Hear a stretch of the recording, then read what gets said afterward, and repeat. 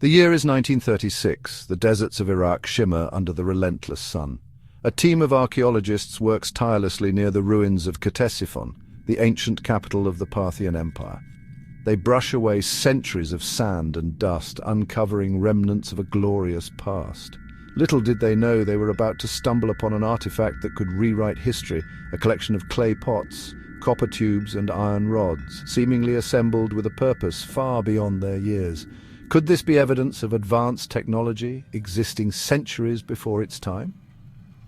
The Baghdad Battery, as it came to be known, posed more questions than answers, igniting a firestorm of debate that continues to rage to this day. Could these unassuming artifacts be the key to unlocking a hidden chapter in human history? Were ancient civilizations privy to the secrets of electricity long before the likes of Benjamin Franklin and Alessandro Volta? The discovery sent shockwaves through the scientific community, challenging long-held beliefs about the capabilities of our ancestors. The Baghdad Battery became a tantalizing enigma, a whisper of forgotten knowledge echoing through the millennia. Imagine holding the Baghdad Battery in your hands. It feels surprisingly familiar, like an ancient ancestor to the batteries that power our modern lives. The battery is a simple yet ingenious contraption consisting of a small terracotta pot resembling a clay jar you might find in an archaeological dig. Inside the jar, a copper tube carefully rolled and sealed at the bottom stands upright like a sentinel guarding a secret. At the center of the copper tube, an iron rod is suspended, held in place by a plug made of bitumen, a naturally occurring asphalt that acted as an ancient sealant. The simple construction, however, belies the potential complexity of its purpose. Was this truly a battery, harnessing the power of electrochemistry to generate a small but steady current? Or was it something else entirely, a tool or artifact with a purpose lost to the sands of time? The presence of acidic residue inside some of the jars only deepened the mystery, hinting at the possibility of an electrochemical reaction at play. Each component, meticulously crafted, seemed to whisper of a knowledge and sophistication that defied conventional understanding of the past. The Baghdad Battery's origins remain shrouded in mystery, its exact age a source of ongoing debate. Some scholars believe the artifacts date back to the Parthian era, roughly 250 BC to 224 AD, when the Parthian Empire held sway over Persia and Mesopotamia. This period was marked by significant advancements in metallurgy and craftsmanship, lending credence to the possibility of the Parthians possessing the knowledge to create such an object. Others argue that the battery is a product of the later Sassanid Empire, which ruled from 224 AD to 651 AD. The Sassanids were known for their sophisticated metalworking techniques and their interest in alchemy and the natural sciences, making the battery a potential fit for their era.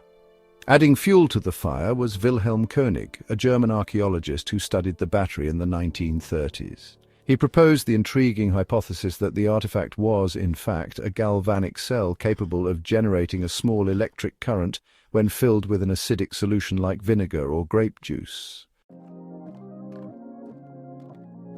The purpose of the Baghdad Battery, assuming it was indeed a battery, has been the subject of much speculation and debate. One prevailing theory is that the batteries were used for electroplating, a process by which a thin layer of one metal is deposited onto the surface of another using an electric current. König himself subscribed to this theory, pointing to the existence of ancient artifacts from the region that showed evidence of silver gilding and fire gilding, techniques that could have been enhanced by the use of an electric current. Another theory suggests that the batteries may have been used for medicinal purposes. The ancient Greeks and Romans were known to have experimented with electrotherapy, using electric fish to treat pain and ailments. The Baghdad Battery, if it produced a mild electric shock, could have been used in a similar fashion, perhaps as a form of acupuncture or pain relief. Adding to this theory, some researchers point to the presence of needles and other medical instruments found near the batteries, suggesting a possible connection to ancient healing practices. A more unconventional theory proposes that the batteries were used for religious purposes, specifically for storing sacred scrolls. This theory hinges on the fact that some of the batteries were found to contain traces of papyrus residue, and that bitumen, used to seal the batteries, was also commonly used to seal ancient scrolls. Proponents of this theory argue that the batteries may have been part of a ritualistic practice, perhaps used to store or display sacred texts in a way that imbued them with special significance. Section 5. Reaching for the stars. Ancient astronaut claims. As with any archaeological enigma, the Baghdad Battery has attracted its fair share of fringe theories, including claims that the artifacts are evidence of ancient alien intervention. Proponents of this theory point to the battery's seemingly advanced technology as proof that ancient civilizations must have received help from extraterrestrial visitors. They argue that the knowledge required to create a battery, even a rudimentary one, was beyond the capabilities of ancient cultures, and that the batteries must have been gifts or remnants from advanced alien civilizations. While intriguing, the ancient astronaut theory lacks concrete evidence and relies on speculation and conjecture. There is no credible scientific basis to support the claim that aliens visited Earth in the distant past and shared advanced technology with ancient cultures. The Baghdad Battery, while remarkable, can be explained through more plausible means, grounded in the known capabilities and practices of ancient civilizations. Section 6. Modern experiments seeking the spark. In an attempt to shed light on the Baghdad Battery's true nature, several modern experiments have been conducted to replicate its alleged functionality. In a 2005 episode of the popular television show Mythbusters, hosts Jamie Hyneman and Adam Savage attempted to recreate the Baghdad Battery using readily available materials, including terracotta pots, copper pipes, iron rods, and grape juice as an electrolyte. To their surprise, the replica batteries produced a small but measurable voltage, enough to power a small LED light. While not definitive proof that the ancient artifacts were indeed batteries, the Mythbusters experiment demonstrated that it was at least possible for such a simple device to generate an electric current. In another experiment, German researcher Dr. Arne Eggebrecht, using a replica of the Baghdad Battery filled with grape juice, managed to electroplate a silver figurine with a thin layer of gold. Section 7. The archaeologists' rebuttal. Despite the intriguing results of modern experiments, many archaeologists remain skeptical about the Baghdad Battery's true purpose. They argue that there is no contextual evidence to support the claim that the artifacts were used as batteries or for any other technological purpose.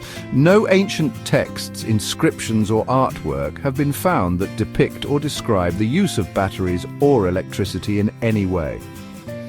Critics also point out that the objects found alongside the Baghdad Battery, such as pottery shards and other everyday items, do not suggest a connection to advanced technology or scientific experimentation. They argue that the batteries may have been used for more mundane purposes, such as storing small objects or as part of religious rituals, and that their resemblance to modern batteries is purely coincidental. Section 8. Lost in time. Adding further complexity to the puzzle is the fact that the Baghdad Battery is no longer available for study. During the looting of the National Museum of Iraq in Baghdad in 2003, following the US-led invasion, the Baghdad Battery, along with countless other priceless artifacts, vanished without a trace. This tragic loss robbed researchers of a vital opportunity to further investigate the battery's origins, composition, and potential purpose. Without the ability to physically examine the artifact, the debate surrounding its true nature is likely to remain unresolved for the foreseeable future. Section 9. An ancient mystery endures. The Baghdad Battery stands as a testament to the enduring power of ancient mysteries. Was it a forgotten marvel of ancient technology, a testament to the ingenuity of our ancestors? Or was it a simple, everyday object, its true purpose lost to the mists of time, only to be reimagined through the lens of modern science? The answer for now remains elusive, buried beneath layers of speculation, conjecture, and the sands of time. Perhaps one day the Baghdad Battery will resurface, offering new clues that will finally unlock its secrets. Until then, it will continue to spark our imaginations, reminding us that the past is often more complex and wondrous than we can possibly imagine.